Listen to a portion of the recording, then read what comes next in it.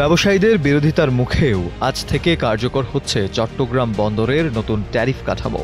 এর ফলে দেশের প্রধান সমুদ্র বন্দরের সেবা পেতে ব্যবহারকারীদের গড়ে আগের চেয়ে ৪১% বেশি চার্জ দিতে হবে। নতুন ট্যারিফ কার্যকরের বিষয়টি নিশ্চিত করে চট্টগ্রাম বন্দর কর্তৃপক্ষের সচিব মোহাম্মদ উমর ফারুক জানান, এ বিষয়ে আগেই বন্দরের পক্ষ থেকে ঘোষণা দেওয়া হয়েছিল। এদিকে বর্ধিত ট্যারিফ কার্যকর না করার অনুরোধ জানিয়ে চট্টগ্রাম পোর্ট ইউজার্স ফোরাম অন্তর্বর্তী সরকারের প্রধান উপদেষ্টার কাছে গতকাল একটি চিঠি পাঠিয়েছে। চিঠিতে ৩টি প্রস্তাবনা উত্থাপন করা হয়েছে।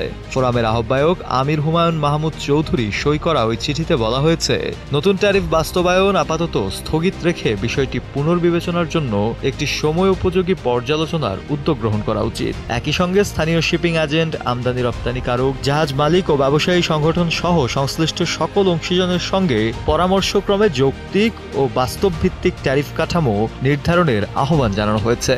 ফোরামের আহ্বায়ক আমির হুমায়ুন মাহমুদ চৌধুরীর সই করা ওই চিঠিতে বলা হয়েছে, নতুন ট্যারিফ বাস্তবায়ন আপাতত স্থগিত রেখে বিষয়টি পুনর্বিবেচনার জন্য একটি সময় উপযোগী পর্যালোচনার উদ্যোগ গ্রহণ করা উচিত। একই সঙ্গে স্থানীয় শিপিং এজেন্ট, আমদানি রপ্তানিকারক, জাহাজ মালিক ও ব্যবসায়ী সংগঠন সহ সংশ্লিষ্ট সকল অংশীজনের সঙ্গে পরামর্শক্রমে যৌক্তিক ও বাস্তবভিত্তিক ট্যারিফ কাঠামো নির্ধারণের আহ্বান জানানো হয়েছে।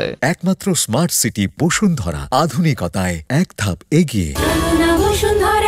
পাশাপাশি বন্দরের কাঠামোগত উন্নয়ন ও পরিচালনায় সেবাভিত্তিক এবং অলাভজনক দৃষ্টিভঙ্গি বজায় রাখারও পরামর্শ দেওয়া হয়েছে। চট্টগ্রাম পোর্ট ইউজার্স ফোরামের আহ্বায়ক কমিটির সদস্য এবং এফবিসিসিআই এর সাবেক পরিচালক আমিরুল হক জানান, চিঠিটি প্রধান উপদেষ্টার দপ্তরে পাঠানো হয়েছে। তিনি আশা প্রকাশ করে বলেন, প্রধান উপদেষ্টা বিদেশ থেকে ফিরে এসে এ বিষয়ে একটি কার্যকর পদক্ষেপ গ্রহণ করবেন। প্রধান উপদেষ্টার কাছে পাঠানো চিঠিতে আরও উল্লেখ করা হয়, ট্যারিফ বৃদ্ধির ফলে আন্তর্জাতিক অংশীদারদের আস্থা হ্রাস পেতে পারে এবং চট্টগ্রাম বন্দর একটি অনিশ্চিত ও ব্যয়বহুল গন্তব্য হিসেবে আন্তর্জাতিকভাবে চিহ্নিত হওয়ার ঝুঁকি তৈরি হতে পারে। নতুন ট্যারিফ অনুযায়ী জাহাজ ও লজিস্টিক সেবার ওপর গড় চার্জ বৃদ্ধির হার ৪১%, যা দেশের আমদানি রপ্তানি বাণিজ্যের ওপর গুরুতর উদ্বেগের কারণ হয়ে উঠবে। বিশেষ করে রপ্তানি খাতের জন্য এই ট্যারিফ বৃদ্ধি আত্মঘাতী সিদ্ধান্ত হিসেবে বিবেচিত হচ্ছে। চিঠিতে আরও বলা হয়, রপ্তানি পণ্যের ক্ষেত্রে কন্টেইনার হ্যান্ডেলিং, স্টোরেজ ও পরিবহন ব্যয় উল্লেখযোগ্য হারে বেড়ে যাবে, যার ফলে আন্তর্জাতিক বাজারে প্রতিযোগিতায় পিছিয়ে পড়ার শঙ্কাও রয়েছে।